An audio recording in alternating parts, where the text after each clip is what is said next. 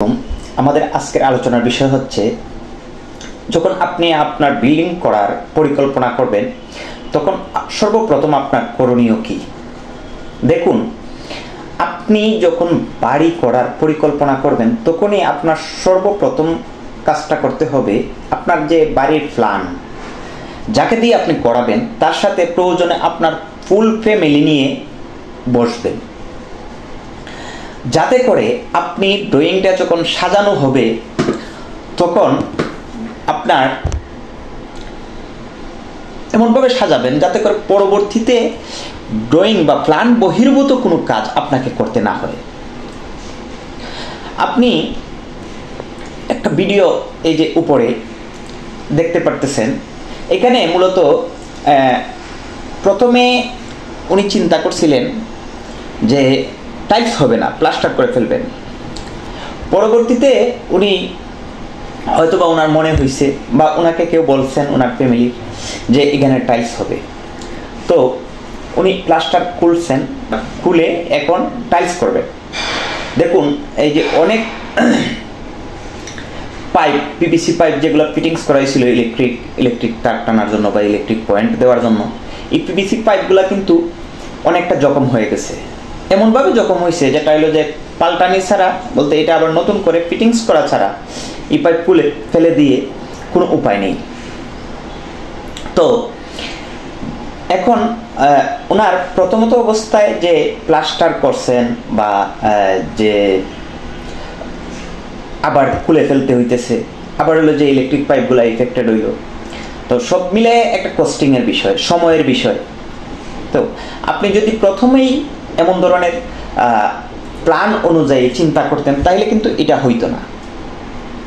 আমার এখানে আমার 4-5টা প্রজেক্ট চলে আলহামদুলিল্লাহ। তো পাশে একটা প্রজেক্ট, এটা 3 তলার উপর, 3 কাটার উপরে আপনার ট্রিপ্লেক্স একটা বিল্ডিং করা হয়েছে। তো প্রথমত অবস্থায় উনি স্ট্রাকচার দাঁড় করে ফেলছেন, সাত করে ফেলছেন। এরপরে হলো যে উনি যেভাবে লেআউট ড্রয়িংয়ে আছে ওইভাবে মোটামুটি ওয়াল করে ফেলছেন কমপ্লিট। পরে মনে হইল যে না, এটা যেভাবে করছি এভাবে হবে না, আর একটু সুন্দর করে একটু সাজানো দরকার। তো উনি এটা সম্পূর্ণ ওয়ালগুলা ভেঙে আবার নতুন করে চিন্তা করছেন বা ভেঙে ফেলছেন। তো এখন হইল কি, আপনার এখানে বড় একটা অ্যামাউন্ট কস্টিং চলে যাচ্ছে এটা করতে যাই। প্রথমেই এখন যেভাবে করতেছেন এভাবে চিন্তা করতেন তাহলে কিন্তু এটা হইতো না।